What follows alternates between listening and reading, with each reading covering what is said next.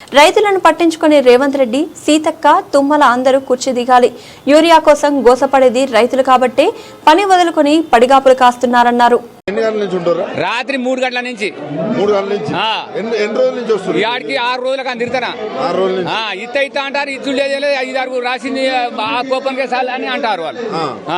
అంటే ఇప్పుడు ఎన్ని ఎకరాలు ఉంది నీకు? నాకు 4 ఎకరాలు ఉన్నాయి. 4 ఎకరాలు. ఎట్లా యూరియా అయిపోతే ఎట్లా? యూరియా ఏంది బండది పోయినట్టే పొలాలు ఇక పోయినట్టే బాధ్యతగా. మరి ఇప్పుడు తుమ్మల నాగేశ్వరరావు ఏ నాగేశ్వరరావు ఆయన వాడు కుర్చీలో ఉంటాడా దిగుతాడా అంతే. వాడు రేవంత్ రెడ్డి గారు మొట్టిగా పోవాల్సిందే. వాడు మళ్ళీ వాడిని ఓట్లా ఇంకేమైనా దడ్డు ఎందుకు అంత లంచ జనాలు ఎంత కూస పెట్టుకుంటాడు. ఓట్లేసి గెలిపించినందుకు కుర్చీలో కూస పెడతాను కానీ వాని ఇంటిగా సహసారం చూసుకుంటానుకా.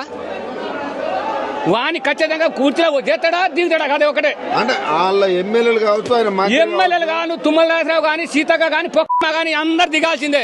అంటే నేను మీరు బీఆర్ఎస్ కు సంబంధించిన వాళ్ళు అంటున్నారు. బీఆర్ఎస్ సంబంధించింది కాదు, అంత రైతులే కదా మేము వేసిన రైతులే కదా. రైతులు కాదట రైతులే కాదట. ఎవరు ఆటోలో వస్తారా? అంత పని వదిలిపెట్టుకుని వస్తారా? ఈ రైతు ఏది కదా. మళ్ళా 10 ఏళ్ళు కూడా ఉంటా. వాడు 10 ఏళ్ళు కాదు కానీ వాడి చెప్పులు కూడా వేయడు. వాని మెడకు చెప్పులు ఎత్తారు మళ్ళా.